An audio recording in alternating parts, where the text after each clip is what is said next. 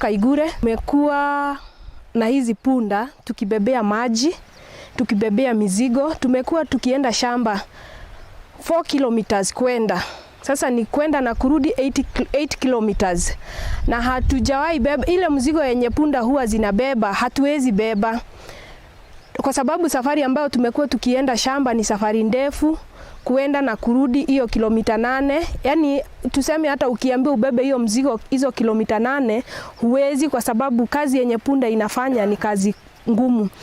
Tubebe vyakula kutoka mashambani, kisha jioni zije zituchotee maji. So kazi ya punda ni mingi, kazi ambayo hata mwanadamu haeziweza fanya bila hizo punda. Kwa hivyo mimi ningesema katika jamii punda iko na maana yake na iko na kazi kubwa sana ambayo mtu haezi fanya peke yake.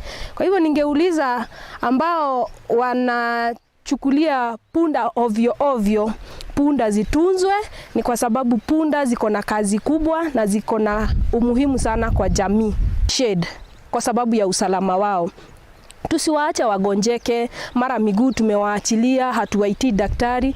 Tuwatunze kwa sababu wametusaidia kwa njia ambayo ni kuu zaidi. Na kwa sababu nimesikia kituo cha punda wamefungua, wao waendelee. Lakini hicho kituo tutasema kifungwe. Kwa sababu punda kwetu ni muhimu. Na ambao wamejitoa kwa sababu ya kuiba punda za wengine, wajihadhari sana. Kwa majina naitwa Justin Kinangai. Natoka Lembus Ward. Lembus location. Tinet sub location. Karibu sana nimeseeka tu. Sitaweza kubeba maji hata na mgongo. Lakini hii kazi ile punda inanifanyia ni kazi kubwa. Kutoka zamani, si ati ni saa hii, kutoka zamani. Hata watoto wangu nilisomesha hawa na kazi ya punda. Tunabeba maji mpaka center ya kwetu, tunabeba kwa hoteli ili tupate pesa ya kujisaidia kwa boma. Punda imetusaidia sana. Alafu niongezee hapo, kuna hii maneno ya kichinjio ya punda. Kuna kichinjio ya punda mogotio. Sisi hiyo kitu tumekataa sisi kabisa, uchinjaji wa punda. Kwa sababu tangu sisi tuwe hivi tulikuwa nasikia zamani wazee wetu wa zamani wakisema hata kuua punda, yani uende uonge punda ikufe, kuna tabu wanafanyia hiyo mtu mara amegonga hiyo punda ikafa, kuna tabu wanafanyaga ndio mtu yani maisha yake iwe mzuri. Lakini asipofanyia hiyo tabu, maneno yake huko haitakuwa mzuri. Sasa hii punda niongezee, hata wakati wa zamani tunasikia kwa Biblia ilikuwa inasemekana mwanapunda ilibeba Yesu. Na kufikia hata wasai na shangaa, hii punda ilifikia wapi watu kukula punda, nyama ya punda ikuliwe? Na ninaomba serikali yetu ya Kenya, hiyo kichinjio iko mogotio na hawa wa Chinese wanafanya hiyo kazi. Tunaomba serikali watuondolea watu kabisa, watoke mogotio waende kwao. Kama kuna punda nyingi ya kuchinja kwao, waende wachinje. Ama watoke Kenya hii waende nchi zingine wenye watakubali wachinje punda. No, hapa sisi Baringo hatuwezi kukubali punda ichinjwe. Na hatuwezi tumekataa katakata. Wazee wamekataa, wamama wamekataa, kijana wamekataa. Punda ichinjwe. Punda ni kitu ya msaada kwetu sana. Na tunasikia punda tangu zamani hatukuwa na kichinjio. Tulikuwa na usania na mapunda. Mtu kama anaenda kwa mwingine, kama anamuhusia, hata mwingine unamwazimu punda, unampatia aende ajisaidie naye mpaka apate yake, ndio labda arudishe. Mtu uko na familia, kijana akioa unampatia punda nyingine hapo, mwingine akioa pandio unampatia hapo, ajisaidie na familia yake. Kwa sababu kwetu kama maji ni mbali, hata hiyo bibi ya kijana ameolewa kwangu, hawezi enda na mtoni, hawezi enda na mgongo mtoni. Ni ile ya watu ya saa hii, si kama ile ya watu ya wale wa zamani. Unajua watu wa zamani walikunywa dawa ilikuwa ya gepka, ilikuwa inapigwa na supu sijui na nini, lakini wa saa hii wanakula tu sana sana ni chapo sijui nini. Vitu haina nguvu. Walikuwa natengeneza hata maziwa mursiki ya inawekwa damu. Watu wanakunywa maziwa mzuri sana. Yenye hata mtu akitoka akiwa amejifungua akitoka hapo anakuwa ako na nguvu ya kutosha hata kujifanyia hata kazi. Umeiona saa hii nimeitunza kabisa, ninaichunga kabisa. Ninabebesha maji mitungi miwili. Hiyo mbili inabeba. Haya, na matandiko nimeshona matandiko ni nyingi. Yaani ndio isifinywe iwe na alama katikati. Sasa nafikiria mumeona hiyo kazi. Welcome to today's conversation. My name is Commander SK, and today we are talking about ile hali ya kutunza punda, and as you can see from your screen, you can see Mtunze Punda Daima. That is the clarion call today in our conversation. And today we are privileged to have two actors. We have a farmer and an organization that is pushing for the adoption of the rights of taking care of the donkeys in our country. We're also looking at, we are having this organization which has been pushing or rather supporting the farmers to take care of the punda, as they say, Mtunze Punda. So katika ile hali ya kutunza punda, tuko na mkulima hapa na nitampa fursa mkulima wetu leo ajitambulishe. That is Isaac. Isaac, maybe you can introduce yourself, then we can go ahead to introduce the other party. Yes, asante sana. Kwa majina ni Isaac Laisa, mwenyekiti ya wakulima wafugaji wa punda katika Baringo CBO ambayo tulitisha. So ndio mwenyekiti ya wakulima wafugaji wa punda. Karibu sana Isaac. As you heard, Isaac is one of the top leading persons in the community who are taking care of the welfare of the donkeys. And maybe just to give a little statistic, from the census of 2019 compared to 2009, there was a huge drop of the donkey population in Kenya, and Baringo has not been spared either, because all of us from Baringo, we know that there is a slaughterhouse for the donkeys in Mogotio sub-county, and on average, according to the statistics, it is slaughtering up to about 300 or even 400 donkeys per day.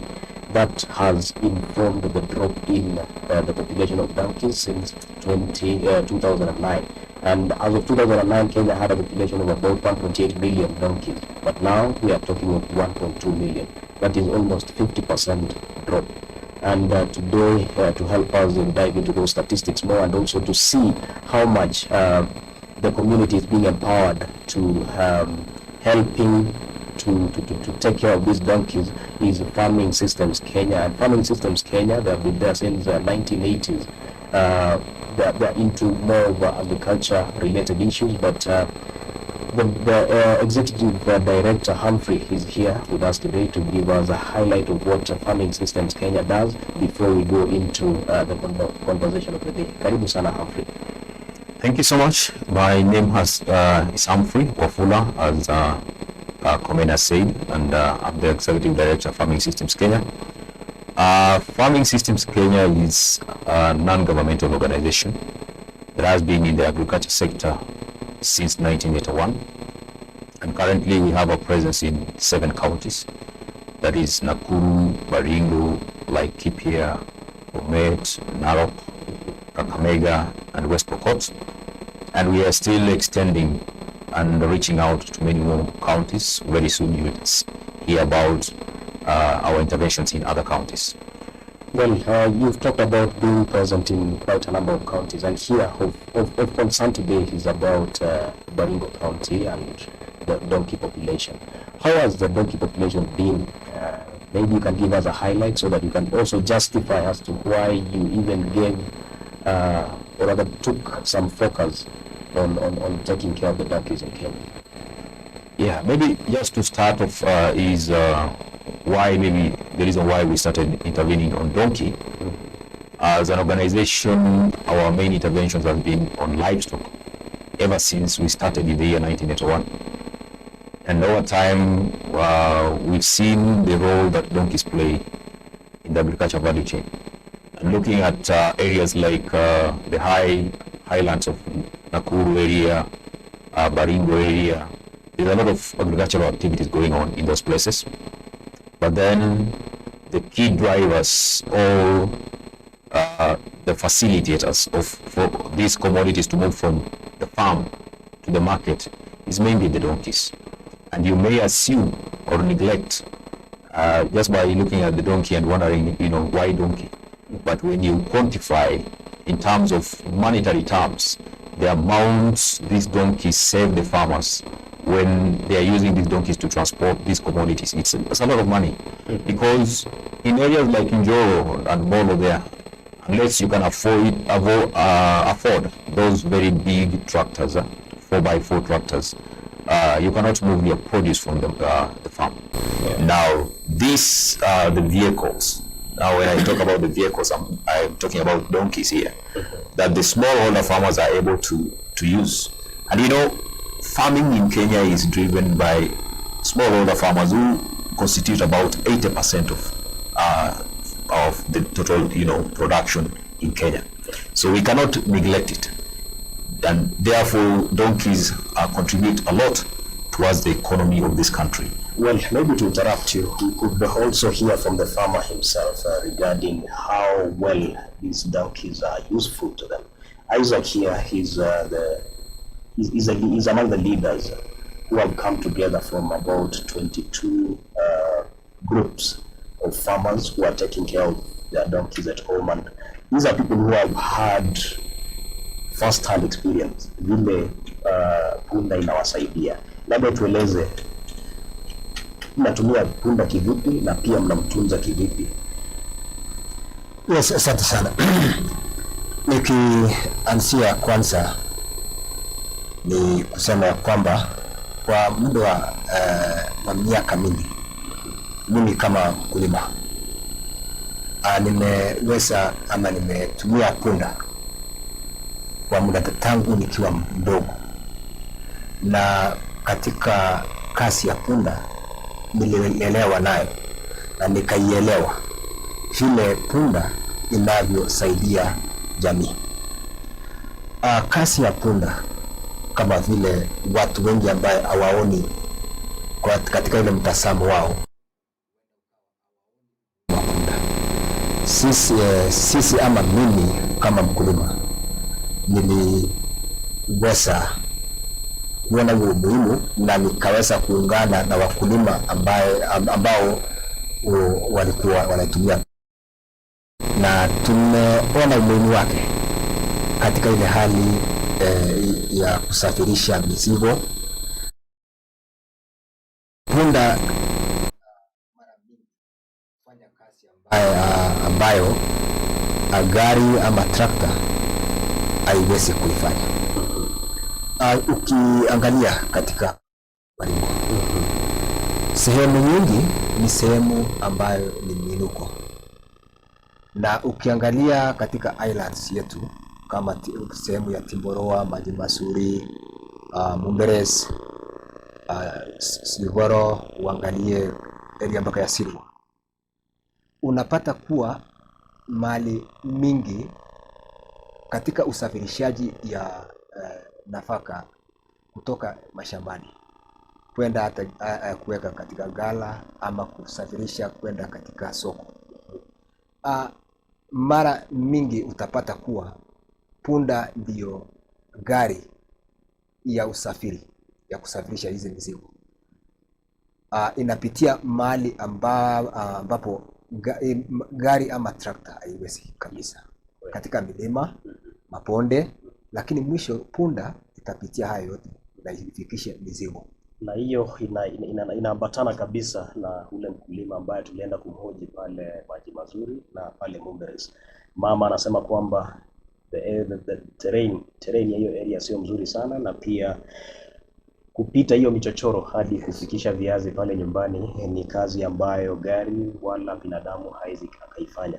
Yes. Now to you Bwana Humphrey, you went into educating the farmers and assisting them in building their capacity kwa ile hali ya kutunza punda na pia kuwapea elimu. What really do you do with the farmers when you went into empowering them? Ni nini haswa mnafanya na hao farmers, and when did you go into this? We started our interventions in Nakuru in the year 2013, na katika maeneo hii ya Baringo tuliingia mwaka wa around 2017. Kile ambacho ni cha muhimu ambacho tunawafunza wakulima ni jinsi ya kumtunza huyu punda. Madaktari wengi katika vyuo vya madaktari wanasomea wanyama wote, lakini unapata ya kwamba punda kidogo hajaangaziwa sana. Kwa hivyo tunaungana pamoja na madaktari wa county na tunakaa chini, tunaweza kuwafunza pia jinsi ya kuweza kutibu hawa punda, because unapata kuna maeneo mengine ambayo treatment yao ni special kidogo. So tuko na madaktari wa county na wengine ni animal health assistants ambao tumewatrain na tunawaita local service providers, kiasi kwamba nao kukiwa na visa vya punda wanaweza kupigiwa simu na wakaenda wakashughulikia wale punda. Lakini cha muhimu pia ni kubadilisha mtazamo wao, because kuna mtazamo ambao wa kijumla ambao punda in the first place amekuwa neglected. Hata daktari anaweza enda kwa boma kuangalia mifugo wengine, lakini haizi shughulikia punda. That's the normal situation, but over time we've seen that change, and donkey has now been incorporated into the the larger livestock family, so that our livestock local service providers look at all the animals and they are able also to attend to these donkeys. But then again, how farmers make such things like harnesses, ile matandiko ambayo unaekea punda, tumeweza kutrain hao wakulima jinsi ya kuunda hayo matandiko, jinsi ya kupiga dawa ya kupe, na mambo mengine mengi, jinsi ya kutrain hata huyu punda ili isikuwe ni kwamba lazima umtandike kiboko. Unaweza kumzungumzia na punda anaelewa ni nini ambacho unahitaji kutoka kwake. Yeah, that's really good capacity building from your end, and maybe that takes us to the farmer again. You said you started your operations in Baringo in 2017. That sounds like it coincided with the setting up of the Gold Dogs slaughterhouse, the donkey slaughterhouse. I don't know if that is true. Yeah, I think the donkey slaughter came around 2016, and our interventions in Baringo came in around 2017. Well, and that takes us to the farmer. Now, Bwana Laisa, nyinyi kama wakulima, kwa wakati mwingi before 2020 when serikali iweze kuintervene kwenye mambo ya kuchinja punda, unaweza sema maisha ilikuwa vipi wakati kabla punda ianze kuchinjwa na baada ya introduction ya slaughterhouse pale Mogote? Yes, tukielezea kabla ya kuanzishwa kwa hizi vichinjio ya kuchinja punda, hatukuwa na shida sana kwa maneno kwa huyu mnyama wetu punda. Hakukuwa na shida. Ile tu shida ambayo tulikuwa naye kidogo ni katika ile hali ya afya, kwa sababu hatukuwa tumepata ile mafundisho na utaalamu ya kuchunga punda wakati wa magonjwa na mambo mengine ambayo ni ya kiafya. Hiyo ndio kitu ambayo tulikuwa hatukuwa tumepata kama saizi. Wakati vichinjio ilipofunguliwa, kwa kusema ukweli ni kwamba kama wakulima na aswa wale wanategemea punda, tuliona maajabu, kwa sababu biashara hii iliingia bila kuhusishwa kwetu kama wakulima wafugaji wa punda. hatukuelewa kwanza kuwa kuna kichinjio ambaye imefunguliwa ya kuchinja punda. Hakuna mkulima mfugaji wa punda aliweza kujua. Tulijua tu baada ya kichinjio yenyewe kufanya kazi. Ndio wakati tukawa tunaona punda wachuruzi wale wakununua punda wakiingia vijijini huko wakiuliza. Hapo ndio tukaanza kujua ya kuwa kuna kitu kipya ambaye kimeingia kwa kaunti yetu kichinjio. Na vile hiyo slaughterhouse ilijengwa, ni nini ilifanyika? What did you experience kama mkulima pale ground?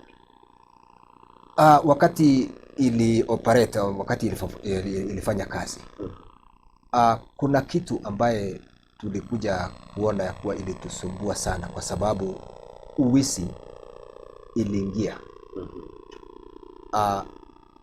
kati ya ununuzi wa kawaida wa punda, kukawa pia na uwizi ambaye uwizi ikawa ni katika hali ya juu kuliko hata wale wachuruzi wananunua katika ile njia halali. Hapo wakulima tuliona ya kuwa tuliweza kuona hatari ya kuwa tumeanza kupoteza punda wengi, na tukijaribu kufuatilia tukajua ya kuwa sinapotea sinapelekwa katika hizi vichinjio, na ukijaribu kufuatilia hata hadi kwa vichinjio yenyewe ukawa ni vigumu sana ku access ile kichinjio. Well, kulingana na mkulima, you've heard kwamba baada ya kichinjio kuwekwa au rather ku start operations pale Mogotio, kumekuwa na uwizi wa hao mifugo ambao ni punda sana. Na ukisikia kama kuna uwizi, inamaanisha labda huu mnyama ako na value kubwa sana, na labda pia farming systems watatusaidia kweli kutueleza kwamba mkulima kweli anapata value. Do they really get their value of taking care of these animals at home? Ama ni mwizi ndiye anapata hiyo value, ama ni mwenye ananunua the end product? And from my research nimeona kwamba ngozi ya punda inatumika sana pale Uchina. It is used in China. Kuna extract. There's an extract that they get from the skin and they sell it at a very exorbitant price. Understand, about a kilo of it would go for about 50,000 after the extract, and that gives the reason why biashara ya punda imeenda juu sana. And to you farming systems, Humphrey, does the farmer get the value for taking care of this punda from akiwa mdogo hadi akiwa mkubwa? Tumesikia kwamba mkulima anapata kupoteza punda kwa njia ya uwizi, ama kuna brokers who wananunua hao punda. Do they get value for the sweat and the effort they use to take care of to raise these animals to maturity? Thank you. I think just to start from where you've your question, the fact that people are stealing these donkeys, it communicates quite a lot, because it shows farmers are not willing to sell, willingly. So these guys have to devise means of how to acquire these animals now in a forceful manner. And you see, that is very dangerous, because it means these guys can even kill you if you stand on their way. But then that shows you that farmers are not benefiting out of the whole this thing. We've done some simple studies, and you realize that when a farmer is with his or her donkey throughout the year, the amount of money, some farmers are making even 1,000 shillings per day. So assuming working 30 days, which is not realistic, I know there are some resting days, but you just do the calculation, you see the amount of money this person will make in a year. Now compare that to this person selling the donkey at 10,000 shillings. If the person makes 1,000 shillings per day, that is an amount of money the person will have earned within 10 days. So what about the whole year? So it beats logic, because these farmers are not making any gains from selling their donkeys, and that's why they don't want to sell them. But these guys now devise means of stealing them. And what does this mean to the population of the donkeys? We've seen a drop from 1.8 million to 1.2 million within a decade. what does that mean? Now that there's a lot of theft and there's a lot of slaughtering and export. And of course, I believe the gestation period for a donkey is not very far from the normal farm animals like ng'ombe. It could be something between 9 months and maybe 14 months. Maybe you can touch on that. Yes, that's another challenge. Donkeys themselves, in their natural production system, have quite a unique gestation period, because a donkey will take 1 year to calve. That is 12 months. Yes, and then after that, it will stay with its foal for a period of almost 3 years before now it can maybe possibly get pregnant again. So there is usually a gap. It's not like a cow that after it has calved you can make it get another yeah, you know the terms. Yeah. So it cannot produce continuously. Now, when people are exploiting now the population that is there in a manner that we were seeing, it means the population can only go down, because their production speed is a bit slow, and that's why you see the decline in numbers. There's a fall in terms of numbers because of that. Their production, they produce quite slowly. But then another thing that contributes is we are seeing, the numbers that are being slaughtered, but then there are those that were being stolen and slaughtered in the bushes. So all these has contributed to, the numbers going down. And what does that mean? Do we see a situation where we won't have donkeys anymore in the country? Yeah, we thank God, because after the ban that was effected, before it was lifted, I think we never heard about cases of donkey theft. So that really communicates volumes, because when the slaughterhouses were closed, donkey theft cases disappeared. Now, what that does mean? It means there's a link between, the existing slaughterhouses and the theft. It means that is the final destination, that where these stolen donkeys go, either directly or indirectly, but they find their way there, because after the slaughterhouses were closed, donkey theft cases also disappeared. Yeah. Well, to the farmer now, kwa kawaida, how much does a donkey go for? Umesema kuna brokers wanakuja kununua, wananunua na pesa ngapi? And do you think unapata value kwa huyo mnyama mwenye unamuuza? Yeah, hapo mbeleni wakati walipofungua hiyo kichinjio, kwa wale ambaye walipatana na wachuuzi wa punda, bei ya punda walianza kwanza wakinunua kwa bei ya 1,000, wakaendelea kupanda. Wakati wakulima wetu walikataa kuuza punda, hapo ndio uliona walijaribu kupandisha bei hadi hata shilingi 15,000, lakini kulikuwa na upungufu, hawako wanaweza kupata. So ndio ile walazimu pia watoke. Na wewe kama mkulima uko, sijui kama mnajua kwamba ngozi ya punda peke yake inaenda kwa kiasi cha shilingi kama 15,000 peke yake. Waacha nyama, bado hatujaongelea viungo vingine ambavyo vinanunuliwa na Wachina. Kama wakulima, kwanza hatukujua ni nini aswa huyu mfanyabiashara alikuwa anahitaji katika hii biashara. Lakini katika pia ule utafiti wetu, na katika ile hali ya kujaribu kuchunguza ni nini aswa, kwa sababu kwanza tuliona even kabla tuliona kuwa kuna visa ambaye punda walikuwa wanachinjwa katika vichaka, nyama inawachwa na ngozi inapotea. So hapo tukafikia kujua ya kuwa ile kiungo ambaye inahitajika sana katika huyu mnyama ni ngozi, kwanza hata iko nyama. Wakati tulipojaribu kuulizia kuangalia ni katika bei ya hii ngozi, tulikuja kujua ya kuwa value yake iko juu zaidi kuliko hata vile wanavyotukujia kama wakulima wakinunua huyo mnyama akiwa alive. Well, umesikiza mkulima. The farmer didn't even know the value of the punda itself. Ngozi is going at around 15,000 shillings. That's according to one of the slaughterhouses in Naivasha. And even us as a media platform in Baringo, we've gotten quite a number of inquiries on our inbox. People asking about how they can get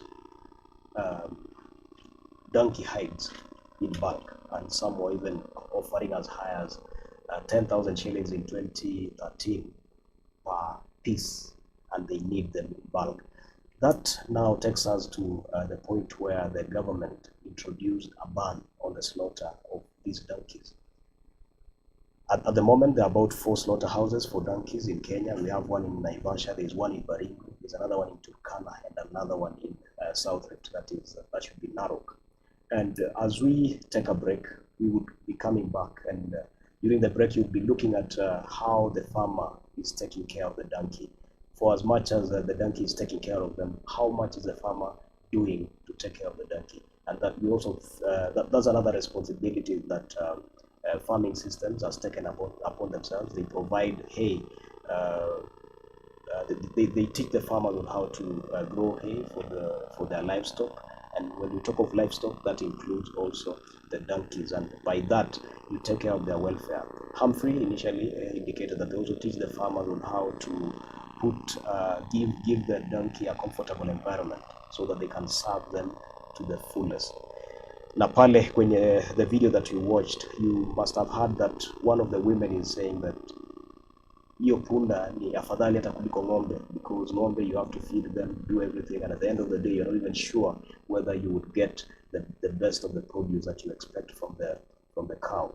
So as we take the break, you can watch the clip on how the women in Timboroa and Igure Mazuri ward of Baringo County are taking care of their punda after they deliver the farm produce at their homes. Margaret Wambui Ng'ang'a, natoka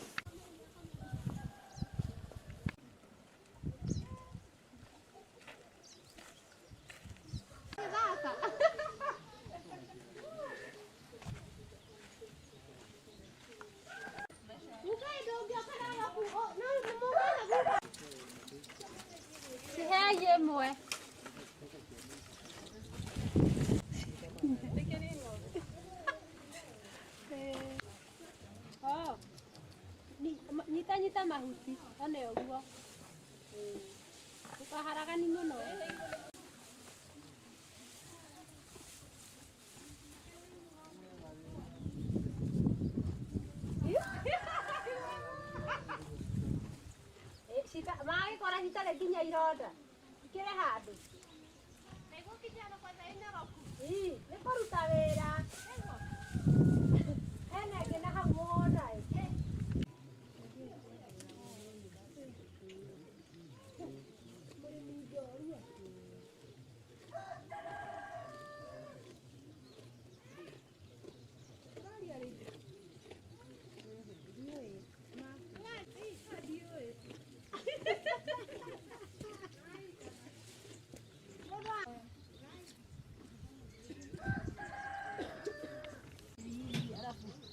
Unapeleka kwa shamba. Haina madhara.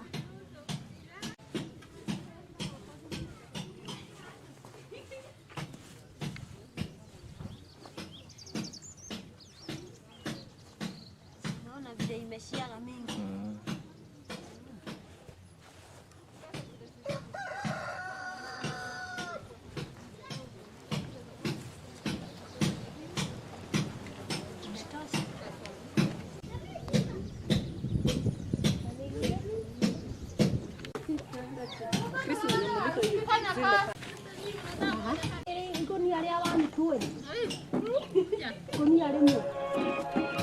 Ni Margaret.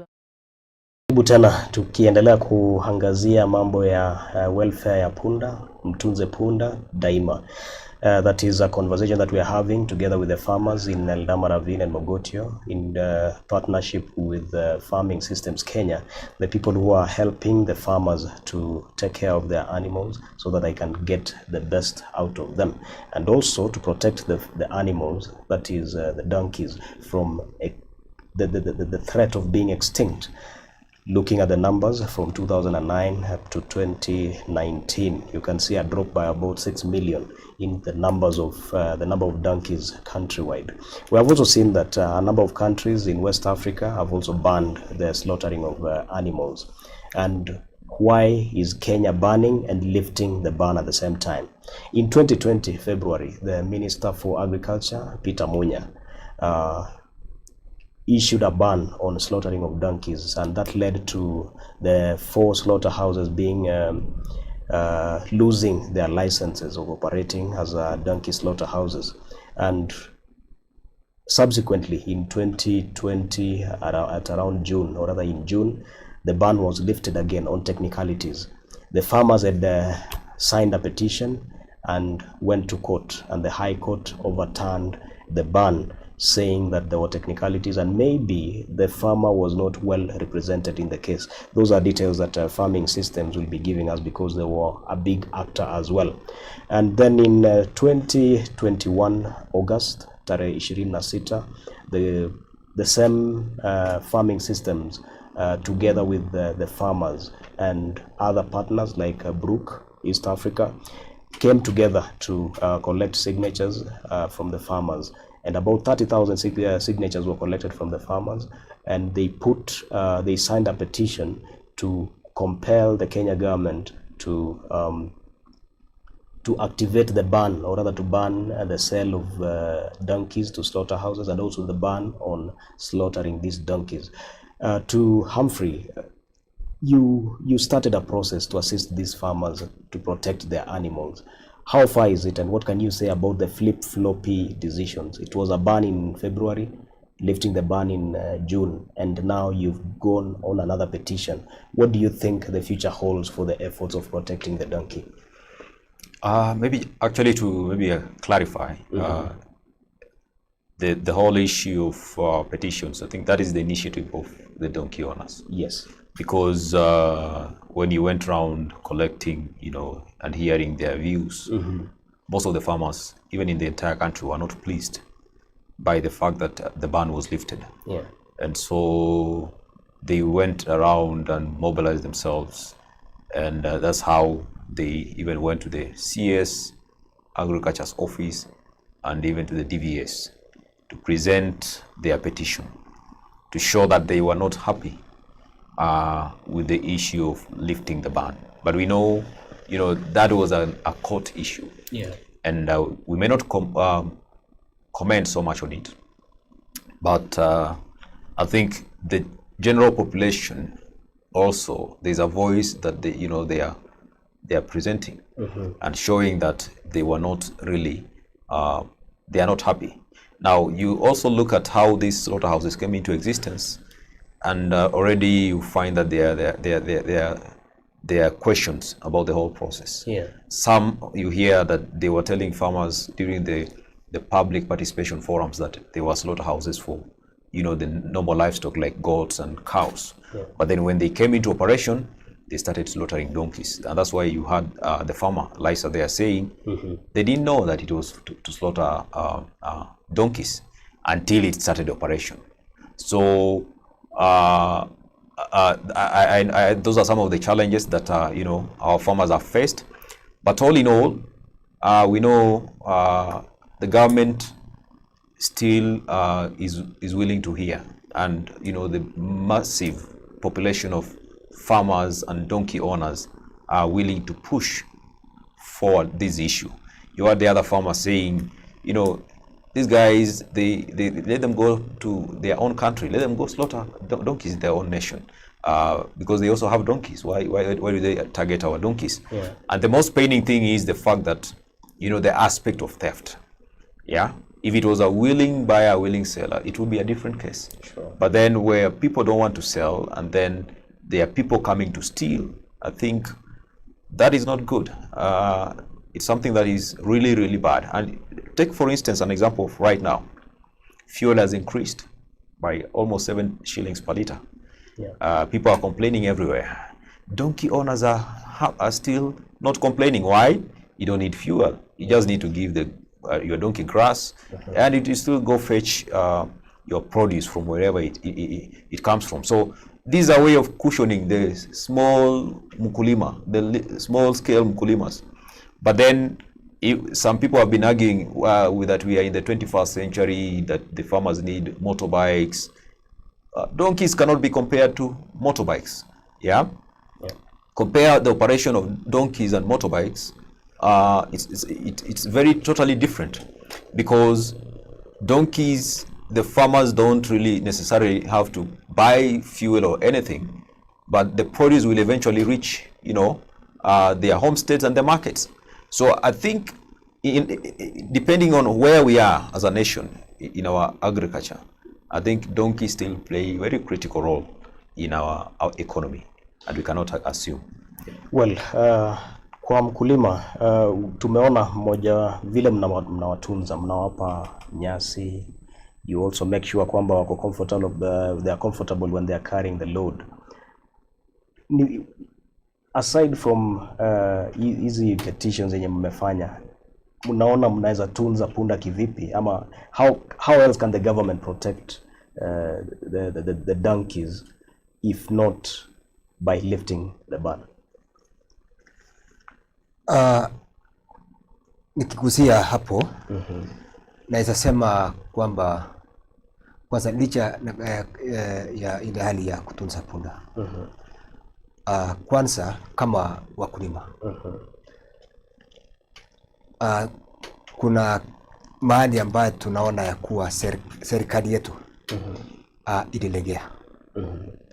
Maana wakati unapo set policies ya kitu ambaye unataka kuanzisha kwa nchi kama biashara ama kitu chochote, kuna zile njia ambazo ama kuna njia ambayo utaitumia kuangazia na kuangalia.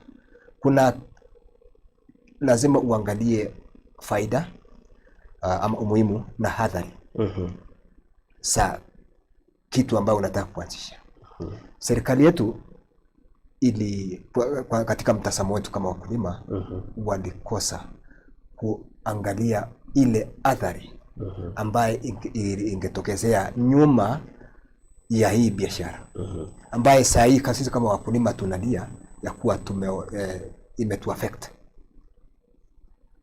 Kupoteza punda ni hasara kwetu wakulima.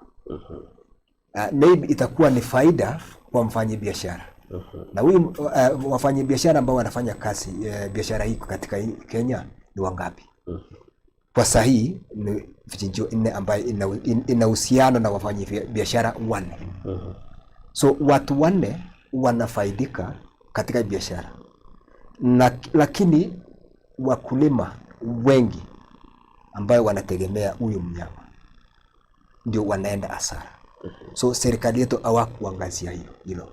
So kwa vile mmesign petition ya kusimamisha hii biashara ya kuuza punda na pia kuchinja punda, unaona kama kutakuwa na hatima yake, mtafaulu ama mnaona pia inaweza legea, na nini mnaweza penda ifanyike ndio ipunguze hii biashara ya hawa wanyama punda?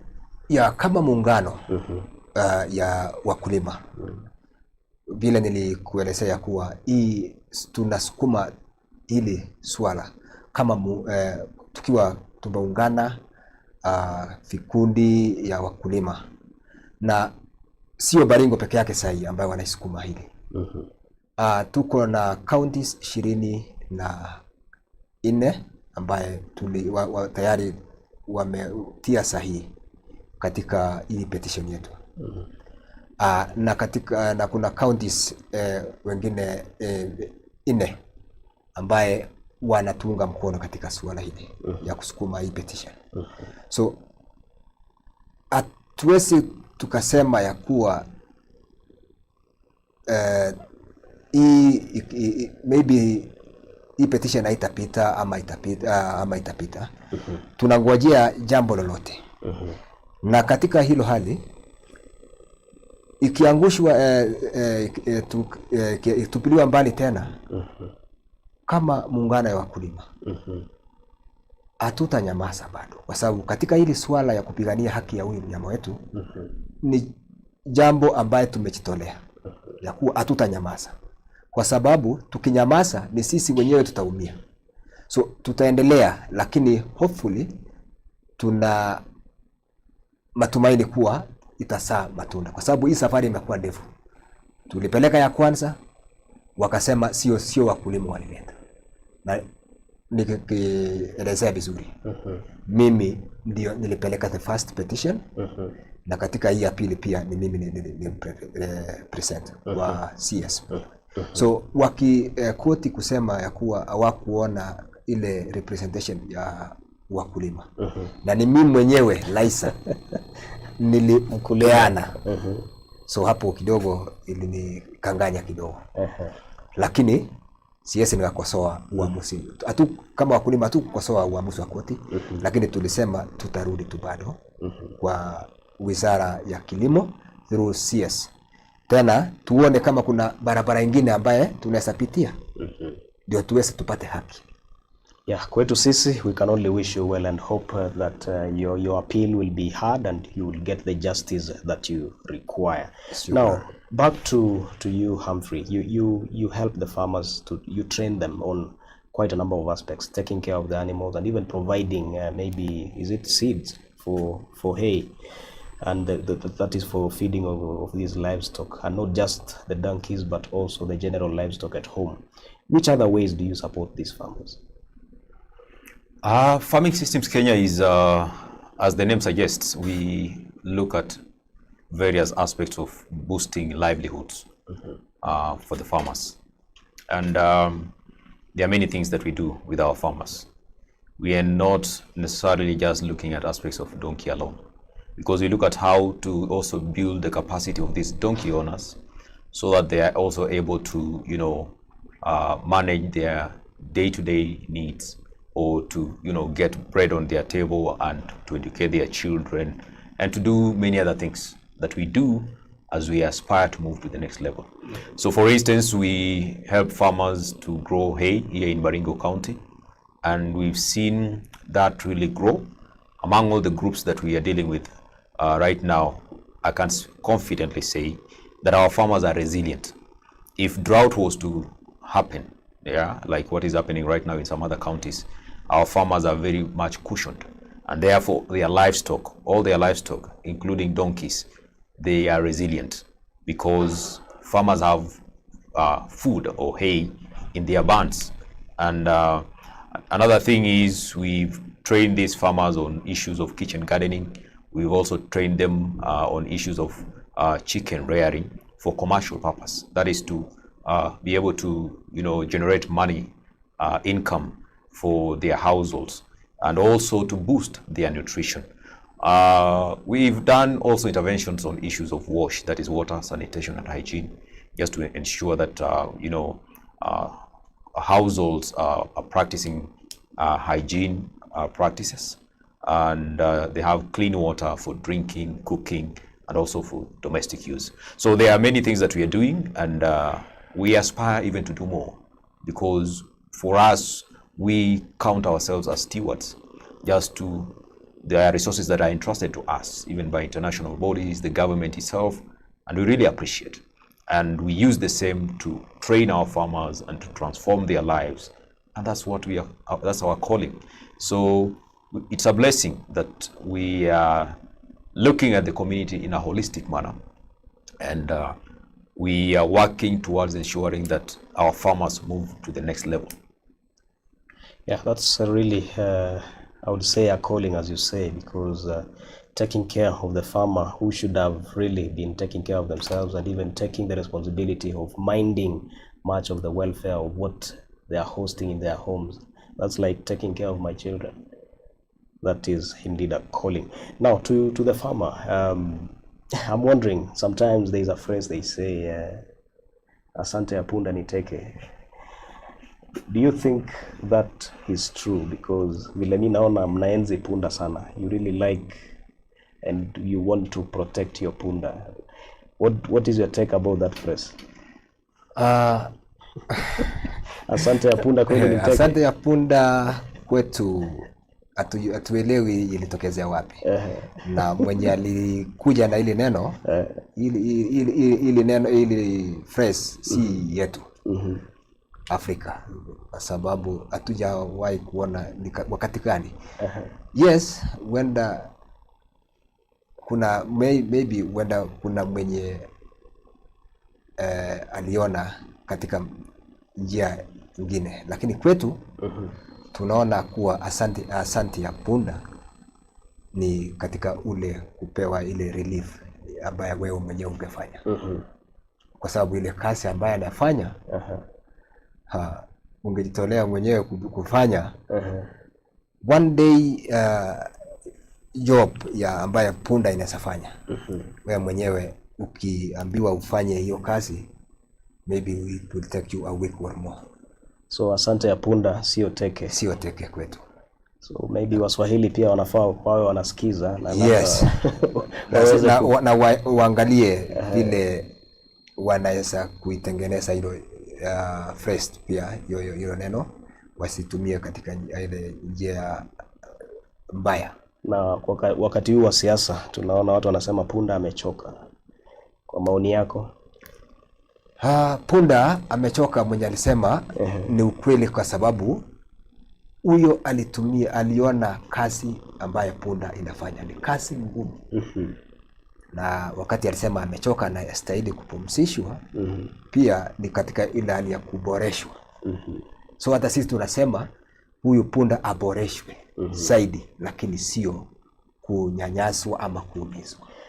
Well, that was on the sidelines. Now, matumaini yako kama mkulima, tumesikia ile safari mmetoka, slaughterhouses kufunguliwa, ikafungwa tena ikafunguliwa. Matumaini yako kama mkulima ni yapi? Na ni nini haswa unaweza penda kumweleza stakeholders kama serikali na pia development partners wengine? Yeah. Chenye ningependa kusema kama mkulima ni kwamba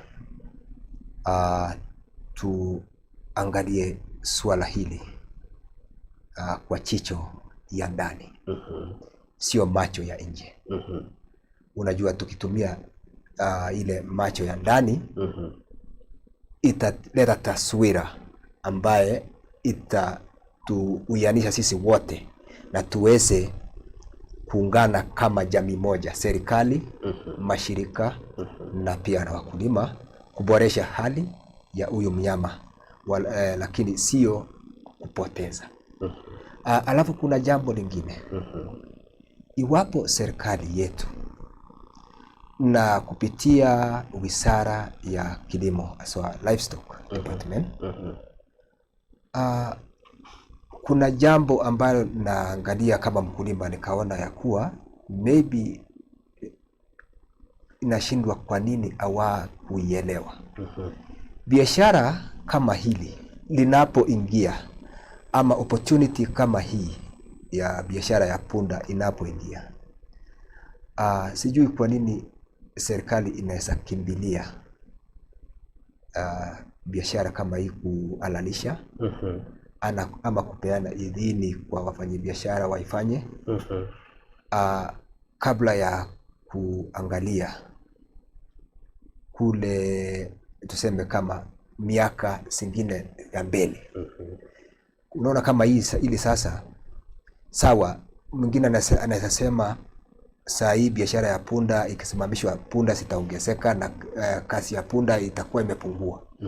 Yes, unaweza sema hivyo, lakini hebu angalia miaka 50 ambayo zinakuja. Huenda ukawa punda itakuwa ni golden animal tukiweza kuitunza sahihi. Kweli. Inaweza kuwa itakuwa na dhamana zaidi ya kupeana zote sahihi, zisichinjwe na siharibiwe. Kama Chinese walikuja na kufumbua ya kuwa kuna kitu ya dhamana sana kwa punda at this early years, wakati huu. What about 50 years? Wafumbuzi wengine watakuwa wameingia na wafumbue kuwa kuna tena kitu kingine zaidi kuliko ile ya Wachina, na by that time maybe tutakuwa tumesalisha punda yetu na itakuwa wengi ambaye wanaweza kutufaidi zaidi ya wakati huu ambaye tunaona kupeanwa kwa hasara na kuharibiwa, kudhulumiwa kwa njia ambaye sio njia nzuri. Well, you've heard from the farmer. The farmer is faulting the government for not taking a keen interest in establishing how much useful a donkey could be. And according to the farmer, Isaac Laisa, mwenye anatokea maeneo ya Muserich pale Baringo County, he's saying that much of the actions or the approvals that the government gave to the slaughterhouses may not have been well thought into, and that is what gives them even more energy and enthusiasm to petition the government to stop or consider not lifting the ban, but reintroducing the ban to protect the animals. And his quest to the government is take time to understand, or rather to analyze the gross impact of any action before taking that given action. Now to you, Farming Systems Representative Humphrey, you've been working with the farmers for a while. What would be your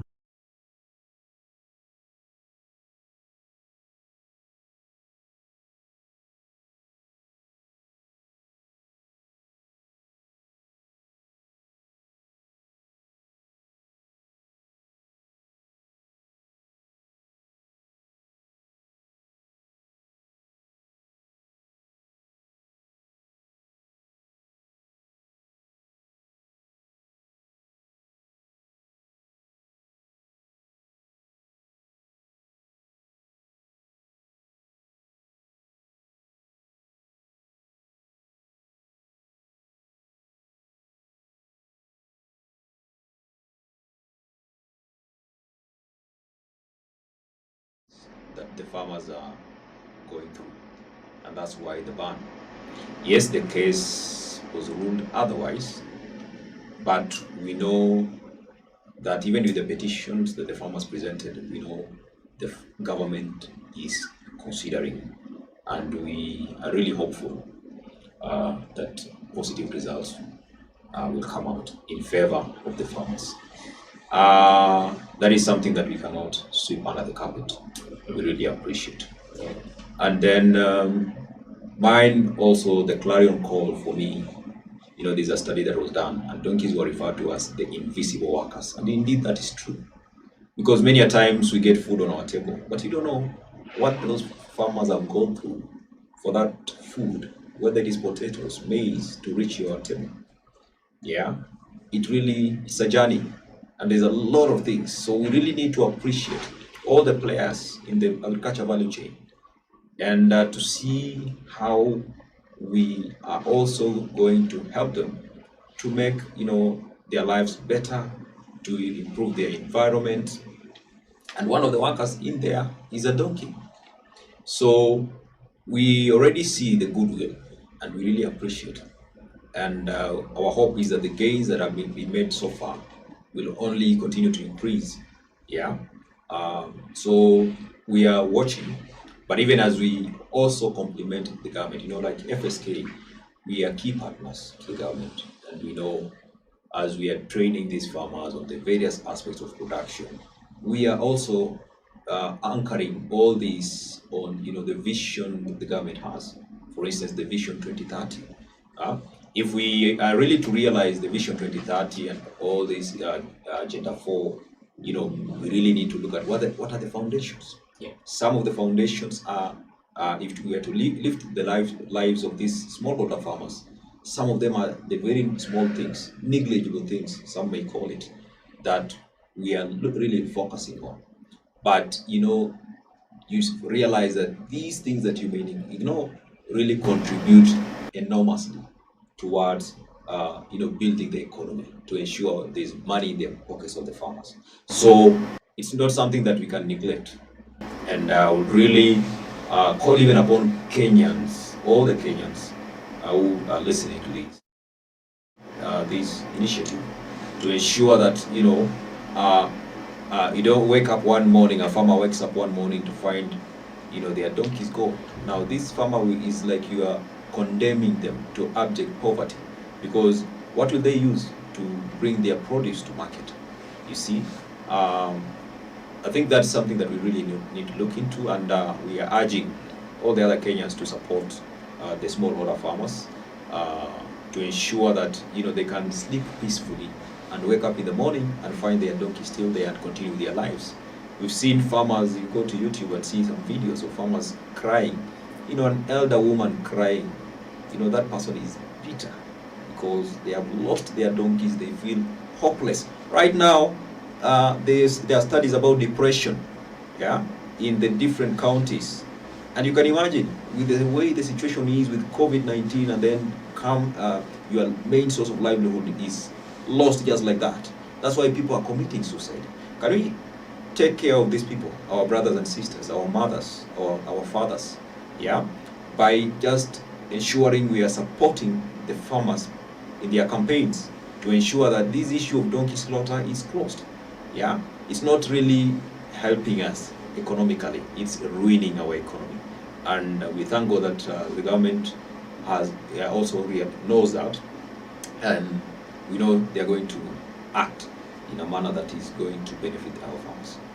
Well, the two of our guests have given their thoughts on how best we can protect the donkeys, and it's because we really acknowledge, from in the words of Humphrey, he's saying that the donkeys are an invisible worker, and much of what we may be consuming or utilizing at home would have been ferried or transported by a donkey.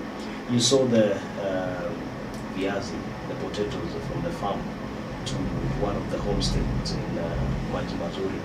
You are driving through Eldoret, Nakuru Eldoret highway, or you're consuming viazi in the Ravine Eldoret. Most likely you will be consuming something that has gone through the hands, in quotes of course, of the donkey, to ensure that you get to be fed at the end of the day. And from the farmer, maybe we can hear from you. What would be your last word to anyone out there who may not know about a donkey, and maybe also to the government? Maneno yako ya mwisho ni yapi? Tunaweza sema na kuomba kwa kila mtu na msikilizaji yeyote ambaye anasikiza sauti hii, ni kwamba ungana na kusaidia sisi kama wakulima wafugaji wa punda katika ile vita ya kupigana na ile biashara. Ndio sisi kama wakulima tuweze kuendelea na maisha yetu kama kawaida.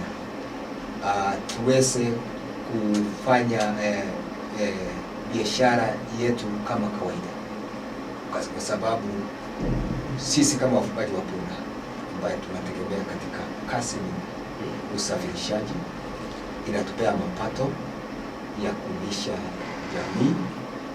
Saisi wakulima wengi ambaye wanaifanyia biashara sasa, vile wakulima wengine wa bodaboda wa pikipiki wanafanya, pia wakulima wetu wanafanya kazi ya kupata mapato kupitia ulimo ya punda. So ningeomba jamii mzima tuungane pamoja, tupigane, tukatae ili biashara, kwa sababu katika pia mila zetu kama Wakenya kwa ujumla, hakuna jamii ambayo mila yake inaruhusu inakubaliana na ili biashara. Na pia dini zetu ambaye wengi tunaziamini,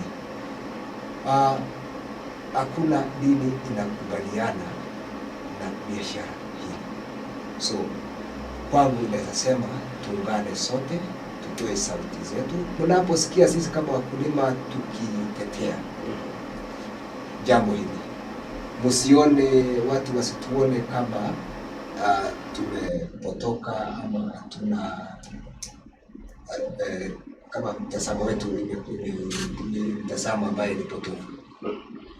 Tunajaribu tu, sisi kama wakulima tunajaribu kujitetea, na tunaomba tuunge mkono hasa serikali, lakini tunashukuru serikali pia through CS Peter Munya mpaka mahali tuko.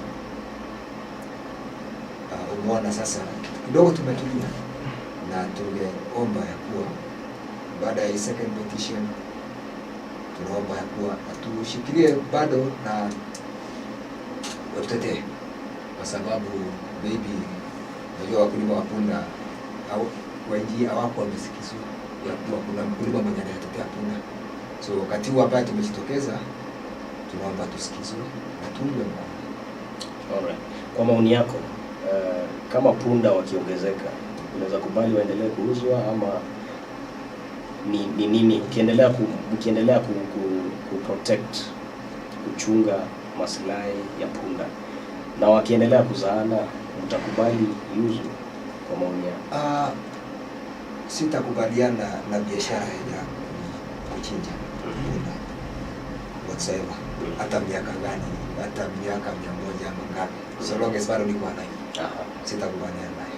Fair enough. Now, before I come to you, Humphrey. There was a time in Baringo when the ban was enacted. The workers at the slaughterhouse protested, and they went all the way to the county government offices. They were claiming not to have been paid for quite a long time, and some of them had their jobs stopped. And they were pushing the slaughterhouse owner to pay them. And on the other hand, the slaughterhouse owner was saying they have stopped us from slaughtering donkeys. So how do we help? Do you think the government can strike a balance between protecting the rights of the workers who are working in these respective slaughterhouses and at the same time protecting the rights of the mkulima and the donkey? Yes, I think what I would say is, for us, we are not saying this slaughterhouse should close for one reason. We're only saying they should stop slaughtering donkeys. Stop slaughtering donkeys. They are goats, they are sheep, they are cows, they are chicken. Yes, can we slaughter this? There is a lot of market out there. Internally, we are still importing even some chicken from outside. Let's encourage our farmers to produce quality chicken, and then we slaughter and sell locally. Kokoriema meat, goat. We can market it Kenya-wide and even internationally. So why the donkey? And the question you are asking about if population of donkey increasing, you can imagine ever since independence to still when the slaughter, we've never reached a point where we are saying that these donkeys have become a menace. They are too many. I think they just have their own way of regulating themselves. So I imagine we never reach a point where we have so many donkeys. Now we need to slaughter them. Yeah, it has never happened, and I think it will never happen because in the last over 50 years it has not happened. So for us yes, we're encouraging. Baringo economy needs to grow. There are animal livestock that farmers have in plenty. Can we change and start slaughtering these animals? And then the workers in there will still maintain their jobs. They will have the blessings of the community. Yeah, and we will thrive. I believe so. So let's consider that. Well, I could see the slaughterhouse in Mombotio. If I could abandon the diversified into quarry business, maybe that could be another advice we would give them. Anyway, your final words as we close the conversation. Thank you so much. We would like to really appreciate all the team, the entire team, those behind the cameras for the Ravine News, for giving us this opportunity just to communicate and to speak out to the community, to the larger listening, and we are praying that you'll be able to support this cause. And for us, we also want just also to appreciate and the farmers who are really come up strongly to say this donkey slaughter needs to end in our nation, and I think we need to listen to them and ensure that this business comes to an end. But for us, as Farming Systems Kenya, we are development minded, and we are looking at how to support farmers using other channels, even those workers who maybe are working in the slaughterhouses. We can come and train them on other income generating activities so that they don't have just to rely on this business, that it does not have the blessings of our people. In our country, and even in Baringo, so much against the culture of the people living within Baringo County. So for us, we are so grateful, we are thankful, and we really appreciate it. And we hope our call will be heard and actioned. Well, we really appreciate also for taking your time, and well, that's a very heavy clarion call, and to us as Baringo News, Ravine News, and every media in general, we've been tasked with the opportunity or the responsibility of giving everybody a voice to be heard. And this being a platform that is leading in Baringo County, we are giving you an opportunity to have your voice be heard. You've heard the farmers' clarion call to have their thoughts, or rather their push for protection of these animals being taken care of. And here we are. We've given them an opportunity to have their voices to be heard on this platform. And maybe before we leave, and before I give our final thoughts, there's a comment from one of you who has been watching. This is Philemon Kiplagat, and sorry we didn't take time to have your views to be heard here. You're saying now it was the only source of transportation as fuel is up. Now it is the only source of transportation now that the fuel prices are up. When all are finished and you can't think of mkokoteni or a wheelbarrow, what do you think of then? That is a comment from Kiplagat. I think it is in tandem with what Humphrey you're saying. You're saying that the fuel prices have gone up, and maybe in future a donkey could be the only thing that you are remaining with. And yes, and maybe just to add, in UK right now, as we are speaking, they have come to realize that there are animals that are getting extinct. Yeah. And people are quickly turned back to animals like horses and these kind of animals.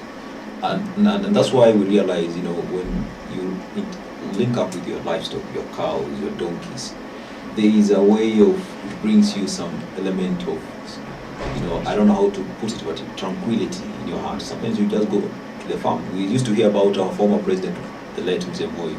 You go to his farm. There is a feeling that you get when you are with your animals that you can't get elsewhere. And that's why we cannot allow our donkeys to get extinct. I think it is just about the environment, really. We are very keen on protecting our forests, and why would we be keen on protecting the animals whom we keep and even benefit from them? So today it's been about the welfare of donkeys as the animals that we keep in our homes, and it has also been an opportunity for us to really understand what the government is doing to protect these animals. We've heard the voice of the farmer, we've heard the voice of a development partner, what development partners are saying, what the farmers are saying regarding taking care of this animal which is facing extinction. And from us as the platform that we've given this opportunity for these voices to be heard, we really appreciate for taking time to watch and also to give your thoughts, especially when it comes to taking care of the donkeys. And the clarion call to everyone, Mtunze Punda Daima, and it will take care of you as well. Thank you and have a good time. Margaret Wambui Ng'ang'a, natoka kikundi cha Igure Farmers Donkey. Hii ni shamba langu, ndio tunafuna viazi hapa tukitumia hizi punda. Sababu ya punda kutumia, kwa sababu ni mahali pengine hata pikipiki haiwezi ingia, gari haiwezi ingia, trakta haiwezi ingia, so lazima tuwe na hizo punda. Ndio maana punda tunasema ni wa maana, asije akaliwa. Kama maneno ya kubeba hata kila mzigo yote, sisi huwa tunatumia punda. Na tunaona punda ni mzuri. Ile punda imefanya tukasomesha watoto. Ile punda imefanya tukalima mashamba. Ile punda imefanya sisi, kila mtu, kila jamii ikatosheka kwa sababu ya ile punda. So punda tunaona hata ni wa maana. Hata ameshinda ng'ombe, kwa sababu ng'ombe unamweka tu pale wewe umtumikie, lakini punda anakutumikia. Naitwa Miriam kutoka Igure. Tumekuwa na hizi punda tukibebea maji, tukibebea mizigo. Tumekuwa tukienda shamba 4 kilometers kwenda. Sasa ni kwenda na kurudi 8 kilometers. Na hatujawahi beba ile mzigo yenye punda huwa zinabeba, hatuwezi beba. Kwa sababu safari ambayo tumekuwa tukienda shamba ni safari ndefu, kuenda na kurudi hiyo kilomita 8. Yani tuseme hata ukiambia ubebe hiyo mzigo hizo kilomita 8 huwezi, kwa sababu kazi yenye punda inafanya ni kazi ngumu. Tubebe vyakula kutoka mashambani, kisha jioni zije zituchotee maji. So kazi ya punda ni mingi, kazi ambayo hata mwanadamu haezi fanya bila hizo punda. Kwa hivyo mimi ningesema katika jamii punda iko na maana yake na iko na kazi kubwa sana ambayo mtu haezi fanya peke yake. Kwa hivyo ningeuliza ambao wanachukulia punda ovyo ovyo, punda zitunzwe, ni kwa sababu punda ziko na kazi kubwa na ziko na umuhimu sana kwa jamii. Shed kwa sababu ya usalama wao. Tusiwaache wagonjeke, mara miguu tumewaachilia, hatuwaiti daktari. Tuwatunze kwa sababu wametusaidia kwa njia ambayo ni kuu zaidi. Na kwa sababu nimesikia kituo cha punda wamefungua, wao waendelee. Lakini hicho kituo tutasema kifungwe, kwa sababu punda kwetu ni muhimu. Na ambao wamejitoa kwa sababu ya kuiba punda za wengine, wajihadhari sana. Kwa majina naitwa Justin Kinangai. Natoka Lembus Ward. Lembus location, Tinet sub location. Karibu sana nimeseeka tu.